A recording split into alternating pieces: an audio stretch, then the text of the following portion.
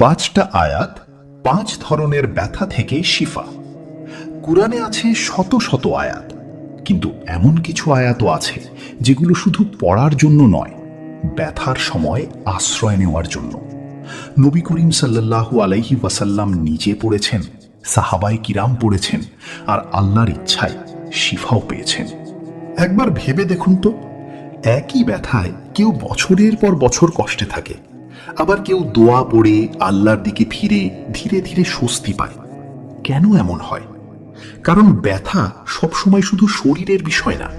কখনো এটা শরীরের দুর্বলতা, কখনো মানসিক চাপ, কখনো গুনাহের প্রভাব, কখনো পরীক্ষা, কখনো আবার এমন কষ্ট যা মানুষকে তার রবের দিকে ফিরিয়ে আনার জন্যই আসে। তাই আল্লাহ চান আপনি যখন ব্যথায় পড়বেন তখন শুধু কষ্টই অনুভব করবেন না, জানবেন কোন আয়াত পড়ে তার দরজায় কড়া নাড়তে হয়। আজকের পোস্টে এমন 5টা আয়াত নিয়ে কথা বলবো, যেগুলো 5 ধরনের ব্যথার সময় শিফার নিয়তে পড়া যেতে পারে। নাম্বার 1, মাথা ব্যথা। যখন মাথা যেন ফেটে যাচ্ছে, সকাল থেকে মাথা ধরেছে, কাজে মন বসছে না, ওষুধ খেয়েছেন তবু আরাম মিলছে না, মাথা ভারী লাগছে, চোখ জ্বালা করছে, শরীরটাও অদ্ভুত অস্থির লাগছে। আয়েশা রাদিয়াল্লাহু তাআলা আনহা বর্ণনা করেন, নবী করিম সাল্লাল্লাহু আলাইহি ওয়াসাল্লাম যখন ব্যথা বা অসুস্থতায় ভুগতেন তখন সূরা ফালাক ও সূরা নাস পড়ে হাতে ফু দিতেন, তারপর শরীরে মাসিহ করতেন। পবিত্র কুরআনে বলা হয়েছে, কুল আউযু বিরাব্বিল ফালাক মিন শাররি মা খালাক। অর্থ, বলুন আমি আশ্রয় চাই ভোরের রবের কাছে, যা তিনি সৃষ্টি করেছেন তার অনিষ্ট থেকে। সূরা ফালাক আয়াত নাম্বার 1-2। কিভাবে পড়বেন? সূরা ফালাক ও সূরা নাস 3 বার করে পড়ুন, 2 হাতে ফু দিন, তারপর মাথা, কপাল ও ঘাড়ে হাত বুলিয়ে নিন। চাইলে চোখ বন্ধ করে একটু স্থির হয়ে বসে থাকতে পারেন। কখন পড়বেন? মাথা ব্যথা শুরু হলেই পড়ুন, বারবার পড়তে পারেন, ঘুমানোর আগেও পড়ুন। অনেক সময় ঘুমের ঘাটতি বা অস্থিরতার কারণেও মাথা ব্যথা বেড়ে যায়। নাম্বার 2, পেট ব্যথা। গ্যাস, আলসার, খাওয়ার পর অস্বস্তি। পেটে মোচড় দিয়ে ব্যথা করছে, খাওয়ার পর পেট ফুলে যায়, গ্যাস হয়, কখনো বমি বমি লাগে। এই ধরনের কষ্ট মানুষকে বাইরে থেকে যতটা না ক্লান্ত করে, ভেতর থেকে তার চেয়েও বেশি ভেঙে দেয়। আল্লাহ তাআলা বলেন, ওয়াইদা মারিদতু ফাহুয়া ইয়াশফিন। অর্থ, আর যখন আমি অসুস্থ হই তখন তিনিই আমাকে সুস্থ করেন। সূরা শুআরা আয়াত নাম্বার 80। এই কথাটি ইব্রাহিম আলাইহিস সালামের। কত সুন্দর ভরসার কথা। রোগ আসতে পারে, কষ্ট আসতে পারে, কিন্তু শিফা একমাত্র আল্লাহর কাছ থেকেই আসে। কিভাবে পড়বেন? 1 গ্লাস পানির ওপর এই আয়াত 7 বার পড়ে ফু দিন, তারপর সেই পানি পান করুন। চাইলে পেটে হাত রেখে 7 বার পড়তে পারেন। কখন পড়বেন? খাওয়ার আগে বা পেট ব্যথা শুরু হলে পড়তে পারেন। নিয়মিত পড়লে অন্তত অন্তরটা এই ভরসায় ভরে ওঠে, আমি একা না, আমার শিফা আমার রবের কাছেই আছে। নাম্বার 3, হাঁটু ব্যথা, জয়েন্ট পেইন। যখন চলাফেরায় কষ্টকর হয়ে যায়। হাঁটুতে ব্যথা, সিঁড়ি দিয়ে উঠতে কষ্ট, সকালে উঠে মনে হয় হাত পায়ে শক্তি নেই, কোমর, ঘাড়, হাত সব জায়গায় যেন ব্যথা জমে আছে। বয়স বাড়লে বা পরিশ্রম বেশি হলে এই কষ্ট আরো বেশি বোঝা যায়। আল্লাহ তাআলা আইয়ুব আলাইহিস সালামকে বলেছিলেন, উরকুদ বিরিজলিকা হাযা মুখতাসালুন বারিদুন ওয়া শারাব। অর্থ, তোমার পা দিয়ে মাটিতে আঘাত করো, এই হলো শীতল পানি, গোসল ও পান করার জন্য। সূরা সোয়াদ আয়াত নাম্বার 42। আইয়ুব আলাইহিস সালাম দীর্ঘদিন রোগে ছিলেন, শরীরে কষ্ট ছিল, জীবনে কষ্ট ছিল, তবু তিনি আল্লাহর দিক থেকে মুখ ফেরাননি। এই আয়াত শুধু শিফার কথা না, ধৈর্যের কথাও মনে করিয়ে দেয়। কিভাবে পড়বেন? ব্যথার জায়গায় হাত রেখে এই আয়াত 11 বার পড়ুন, তারপর আস্তে করে মালিশ করুন। চাইলে পানির ওপর পড়ে সেই পানি ব্যথার স্থানে ব্যবহার করতে পারেন। কখন পড়বেন?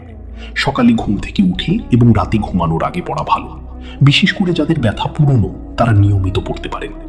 নাম্বার 4, বুক ব্যথা, দুশ্চিন্তা, হৃদচাপ, শ্বাসকষ্ট।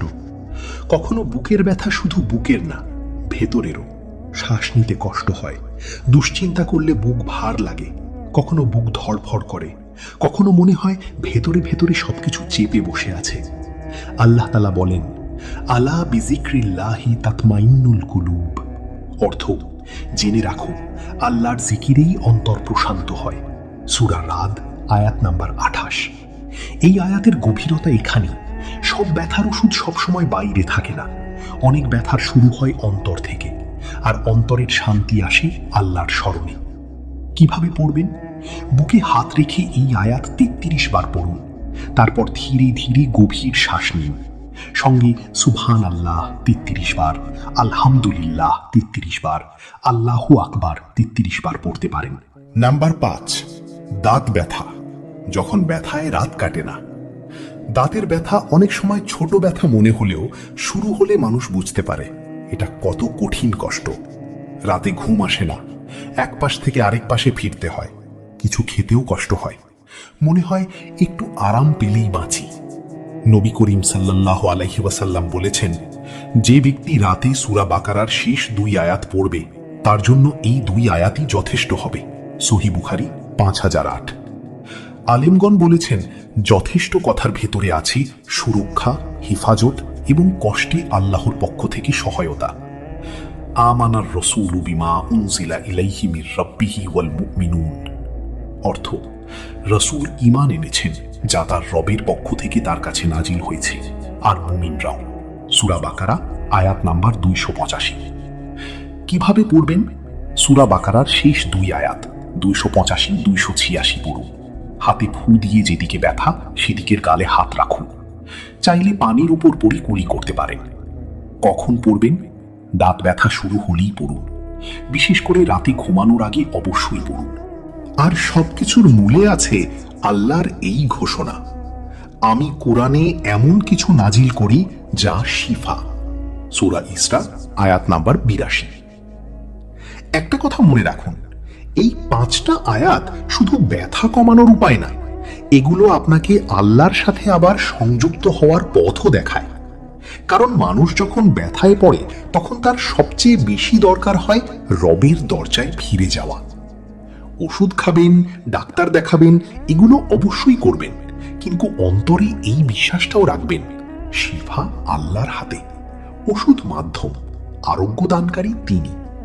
মনে রাখবেন, 5টা আয়াত, 5 ধরনের ব্যথা, কিন্তু একটা জিনিস সবখানেই এক, বিশ্বাস।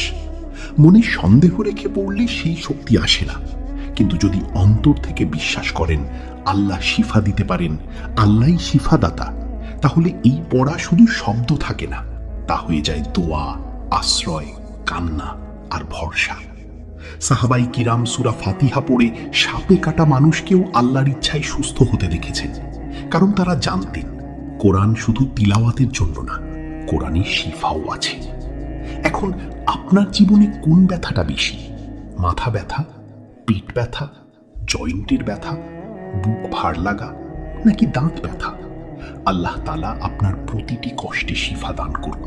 কোরআনের সাথে আপনার সম্পর্ক গভীর করুন, আর ব্যথার সময় আপনাকে তাঁর দিকেই ফিরিয়ে নিন। আমিন। আপনার এখন কোন ব্যথা আছে? 5টার মধ্যে কোন আয়াতটা আপনার সবচেয়ে বেশি দরকার? কমেন্টে লিখুন।